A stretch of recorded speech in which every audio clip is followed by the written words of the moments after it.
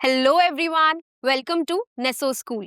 हम पढ़ रहे हैं ह्यूमन डाइजेस्टिव सिस्टम, जिसमें पिछले कुछ लेक्चर्स में हमने समझे ह्यूमन डाइजेस्टिव सिस्टम के डिफरेंट पार्ट्स।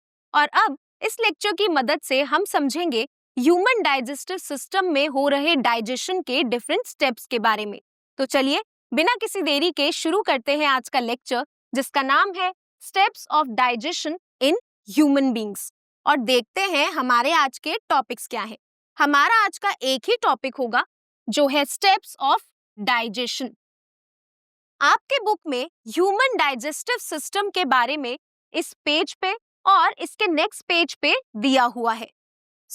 जैसा कि हम पहले भी समझ चुके हैं, ह्यूमन डाइजेस्टिव सिस्टम स्टार्ट होता है माउथ से और खत्म होता है एनस पे। और ह्यूमन डाइजेस्टिव सिस्टम में डाइजेशन स्टार्ट होती है माउथ से। So, after the intake of food, saliva is secreted in the mouth. Food के intake के बाद माउथ में सलाइवा सिक्रीट होता है। तो जैसे कि हमें पता है, जब हम फूड को माउथ में प्लेस करते हैं तो हमारे माउथ में एक फ्लूइड सिक्रीट होता है जिसको बोलते हैं सलाइवा। और सलाइवा सिक्रीट करते हैं सलाइवरी ग्लैंड्स। और हमारे माउथ में जब सलाइवा सिक्रीट होता है तो जो दूसरे पार्ट्स प्रेजेंट हैं, जैसे कि टीथ और टंग, वो भी डाइजेशन में हेल्प करते हैं। तो सबसे पहले जब सलाइवा सिक्रीट होता है तो हमारे माउथ में प्रेजेंट टंग उस सलाइवा को फूड के साथ अच्छे से मिक्स करती है। और mixing of food with saliva के बाद जो टीथ प्रेजेंट है, उनसे फूड को क्रश किया जाता है छोटे छोटे पीसेस में। Teeth help break down the food into smaller pieces. और जब दांत उस फूड को छोटे छोटे पीसेस में तोड़ देते हैं, क्रश कर देते हैं, तो उसके बाद सलाइवा के अंदर प्रेजेंट सलाइवरी अमाइलेज कार्बोहाइड्रेट्स को पार्शियली डाइजेस्ट करता है। कार्बोहाइड्रेट्स हमें पता है फूड के अंदर प्रेजेंट एक इंपॉर्टेंट न्यूट्रिएंट है। और कार्बोहाइड्रेट्स का एक एग्जाम्पल है स्टार्च। स्टार्च एक ऐसा कार्बोहाइड्रेट है जो हमें चावल से या फिर पोटैटो में मिलता है। तो सलाइवरी अमाइलेज फूड के अंदर प्रेजेंट स्टार्च को पार्शियली डाइजेस्ट करता है, यानी कि उसकी डाइजेशन स्टार्ट कर देता है, बट उसको थोड़ा सा ही तोड़ता है और कन्वर्ट करता है सिंपल शुगर्स में। और ये पॉइंट आपके एग्जाम के लिए बहुत इंपॉर्टेंट है। आपके एग्जाम में पूछा जाएगा कि ऐसा कौन सा न्यूट्रिएंट है जिसकी डाइजेशन माउथ में ही स्टार्ट हो जाती है। और आप बताएंगे कार्बोहाइड्रेट्स जैसे कि स्टार्च की डाइजेशन माउथ में स्टार्ट होती है, लेकिन वो पार्शियली ही डाइजेस्ट हो पाते हैं और कन्वर्ट होते हैं सिंपल शुगर्स में। माउथ में डाइजेशन के बाद, यानी कि माउथ में खाने को चबाने के बाद उसका क्या होता है? तो जैसे कि हमें पता है, after digestion in the mouth the chewed food is swallowed. Digestion के बाद माउथ में जो चबाया हुआ खाना है उसको स्वॉलो करा जाता है, निगला जाता है। और स्वॉलो करने के बाद जो फूड है वो एंटर करता है ईसोफेगस में। माउथ में डाइजेशन के बाद सेकेंड स्टेप होता है ईसोफेगस में। जैसा कि आप इस डायग्राम में देख सकते हैं, माउथ में खाना चबाने के बाद वो जो च्यूड फूड है उसको आगे धकेला जाता है, स्वॉलो किया जाता है, और वो एंटर करता है एक लॉन्ग ट्यूब में जिसको ईसोफेगस बोलते हैं। और ईसोफेगस उस च्यूड फूड को कैरी करता है और पहुंचाता है स्टमक तक। Food is carried to the stomach through the oesophagus. But stomach तक ईसोफेगस खाना कैसे पहुंचाता है? ईसोफेगस स्टमक तक फूड को ट्रांसपोर्ट करता है पेरिस्टाल्टिक मूवमेंट्स की मदद से।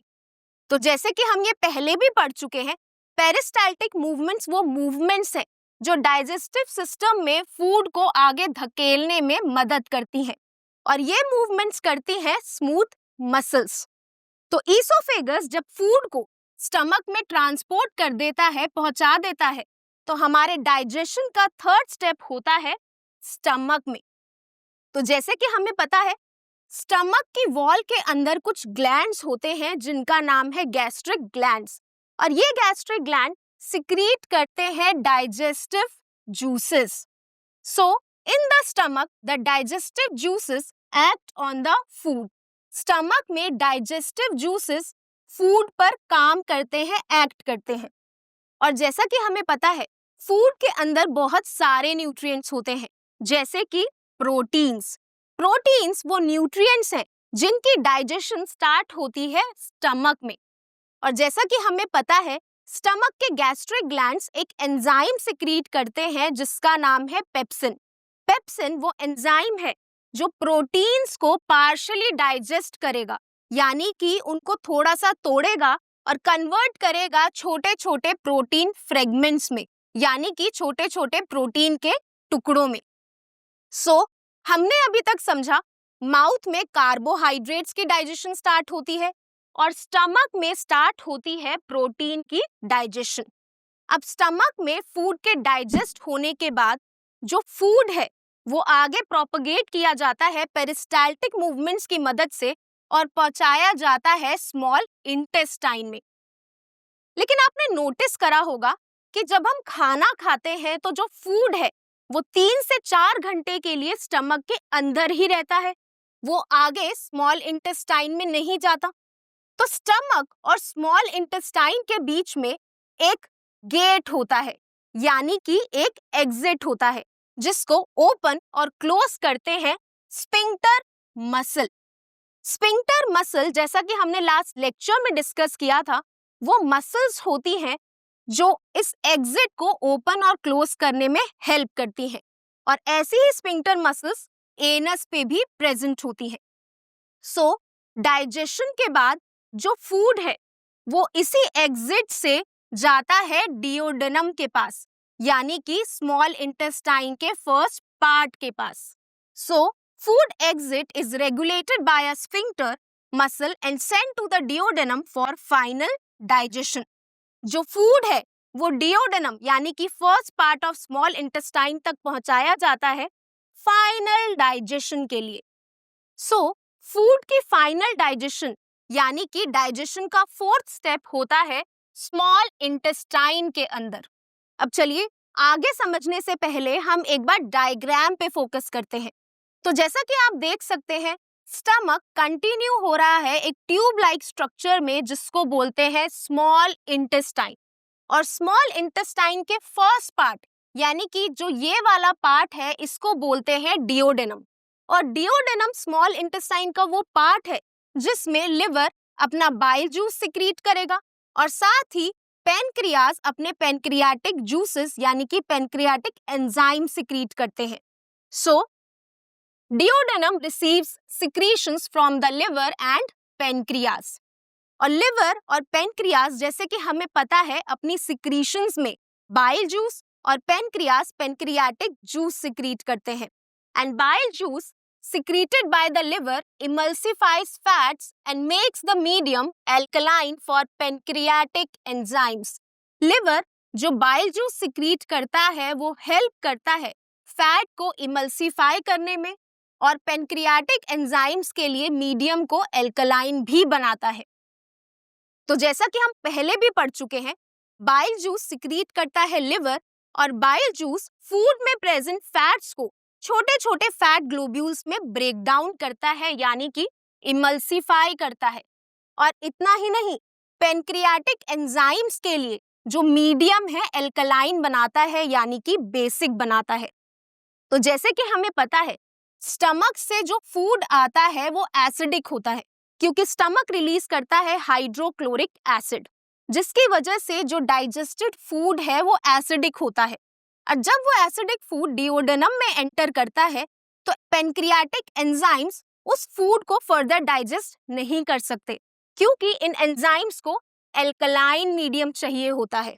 सो बाइल जूस मीडियम को एल्कलाइन बनाता है और फैट को इमल्सिफाई करता है. और इतना ही नहीं इंटेस्टाइन में प्रेजेंट यानी कि स्मॉल इंटेस्टाइनल वॉल में प्रेजेंट इंटेस्टाइनल ग्लैंड्स सिक्रीट करते हैं इंटेस्टाइनल एंजाइम्स यानी कि इंटेस्टाइनल जूसेस जो फूड की फाइनल डाइजेशन करते हैं यानी कि फूड को कंप्लीटली ब्रेक डाउन करते हैं. तो अभी तक हमने समझा स्मॉल इंटेस्टाइन के फर्स्ट पार्ट यानी कि डिओडेनम में लिवर बाइल जूस सीक्रेट करता है और पेनक्रियास पेनक्रियाटिक जूस सीक्रेट करता है। बाइल जूस, पेनक्रियाटिक जूस और साथ ही इंटेस्टाइनल जूस यानी कि एंजाइम्स फूड को कंप्लीटली ब्रेक डाउन करते हैं और उनको कन्वर्ट करते हैं उनकी सिंपलेस्ट यूनिट्स में। जैसे कार्बोहाइड्रेट्स यानी कि कॉम्प्लेक्स कार्बोहाइड्रेट्स को ब्रेक करा जाता है सिंपलेस्ट यूनिट में जो होते हैं ग्लूकोज। प्रोटीन्स को ब्रेक करके कन्वर्ट कर दिया जाता है उनकी सिंपलेस्ट यूनिट में जो है अमाइनो एसिड्स। और फैट्स को कंप्लीटली ब्रेक डाउन करके कन्वर्ट कर दिया जाता है दो यूनिट्स में जो है fatty acids and glycerol. So small intestine में फूड कंप्लीटली ब्रेक डाउन हो जाता है और हमें मिलते हैं सारे न्यूट्रिएंट्स जो है glucose, amino acids, fatty acids and glycerol. अब ये जो न्यूट्रिएंट्स हैं ये हमारी बॉडी के सेल्स को रिक्वायर्ड होते हैं यानी कि चाहिए होते हैं अलग अलग मेटाबॉलिक प्रोसेसेस को करने के लिए। लेकिन क्वेश्चन ये अराइज होता है डाइजेस्टिव सिस्टम में ब्रेक डाउन हुए न्यूट्रिएंट्स बॉडी के हर एक सेल तक कैसे पहुंचते हैं। तो जैसा कि हमने पहले भी समझा था, डाइजेशन के बाद होता है न्यूट्रिएंट्स का absorption. So after digestion nutrients are absorb by the villi of the intestine.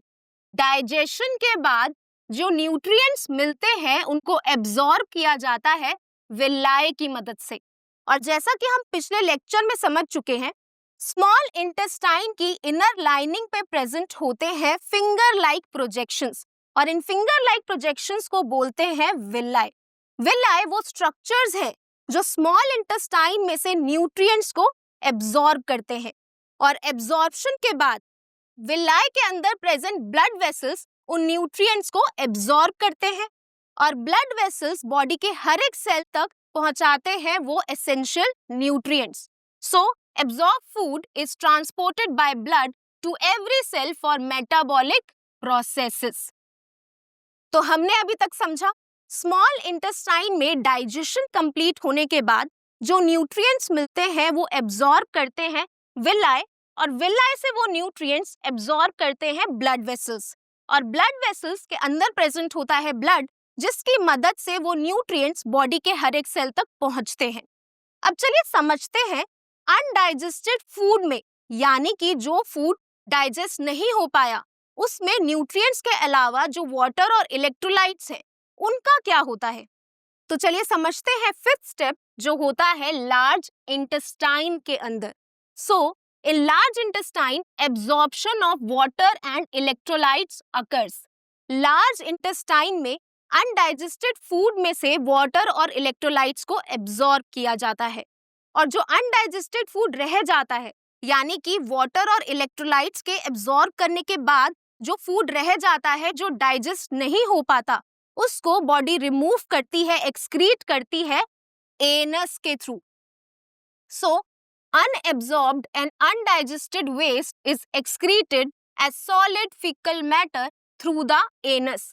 जो फूड अनएब्जॉर्ब्ड रह जाता है और अनडाइजेस्टेड रह जाता है अब आप उसको फूड नहीं बोलोगे, अब आप उसको बोलोगे वेस्ट, क्योंकि वो बॉडी के किसी काम का नहीं है और ऐसे वेस्ट को बॉडी एक्सक्रीट करती है सॉलिड फीकल मैटर की फॉर्म में यानी कि सॉलिड वेस्ट प्रोडक्ट की फॉर्म में एनस के थ्रू।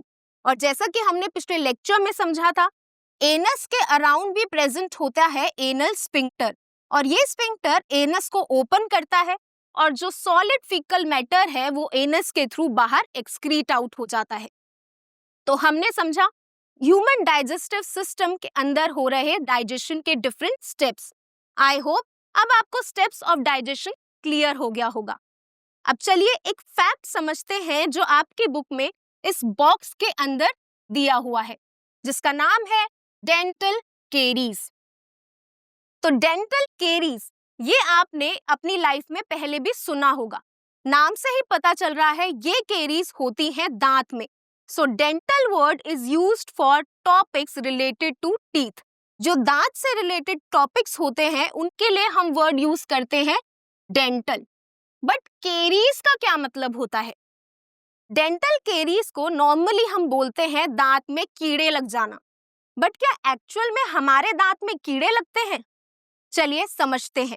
तो डेंटल केरीज को समझने से पहले हमें दांत का यानी कि टीथ का नॉर्मल स्ट्रक्चर समझना होगा। जब हम टीथ का लॉन्गिट्यूडनल सेक्शन लेते हैं, मतलब टीथ को जब हम सेंटर से कट करते हैं, तो हमें टीथ के अंदर ये अलग अलग लेयर्स दिखाई देती है। और टीथ के बाहर वाली लेयर जो वाइट कलर की होती है उसको बोलते हैं इनेमल। उसके बाद जो टीथ के मिडल में होती है उसको बोलते हैं डेंटिन। और जो सबसे अंदर वाली लेयर होती है जिसके अंदर ब्लड वेसल्स और नर्व्स होती हैं उसको बोलते हैं पल्प। सो टीथ की 3 लेयर्स होती हैं, इनेमल, डेंटिन एंड पल्प। और इन 3 लेयर्स में जब कैविटीज हो जाएं यानी कि गड्ढे हो जाएं तो उस बीमारी को बोलते हैं डेंटल केरीज। बट ये डेंटल केरीज यानी कि हमारे दांत में गड्ढे या फिर कैविटीज क्यों होती हैं? डेंटल केरीज होती है जब हम ढंग से ब्रश नहीं करते या फिर हम अपना ओरल हाइजीन मेंटेन नहीं करते। जब हम खाना खाते हैं तो हमारे दांतों के बीच में फंस जाते हैं फूड पार्टिकल्स, और अगर हम ढंग से ब्रश नहीं करेंगे तो ये फूड पार्टिकल्स दांत में ही फंसे रह जाएंगे।